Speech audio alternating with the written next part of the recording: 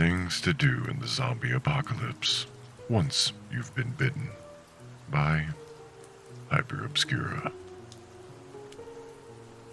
So, you've been bitten. Happens to the best of us. Inevitable, some would say. A simple slip-up, a careless moment, a faltering step is sometimes all it takes. But there is comfort in failure. There is peace in hopelessness. And there is so much to do in the zombie apocalypse when you've been bitten. You can go to the library. You do remember the library. Of course you don't. Silly me. It's still there, though. Millennia worth of accumulated knowledge collected, curated, leather-bound, and neatly stacked upon shelves so tall, you'd swear they'd reach the sky.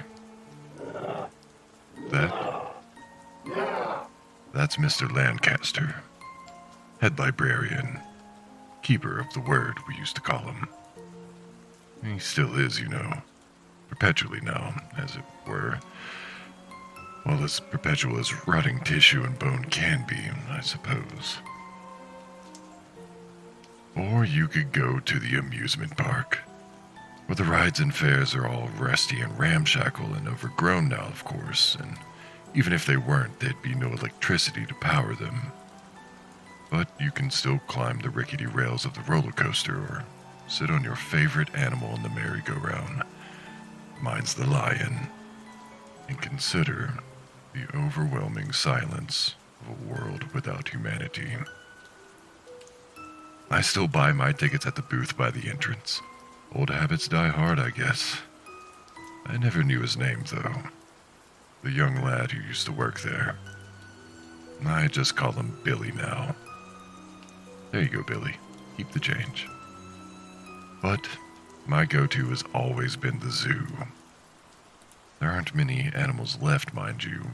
First thing I did when it all went down was free them.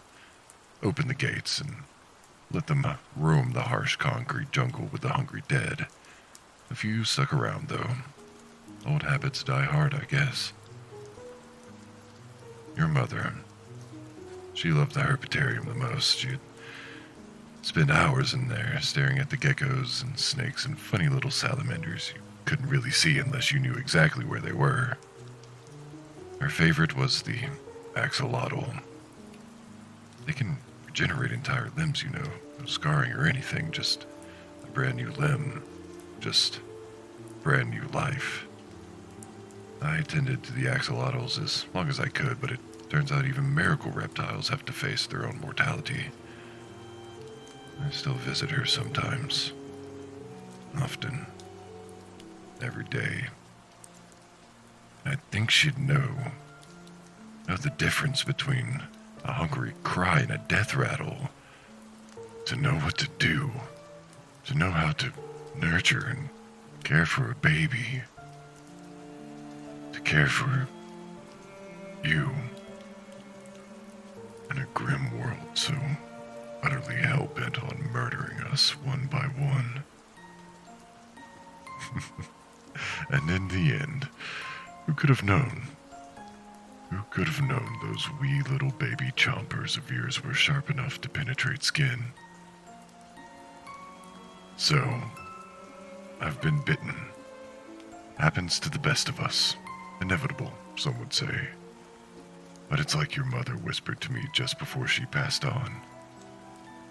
There's so much to do in the zombie apocalypse once you've been bitten. The zoo it is, then.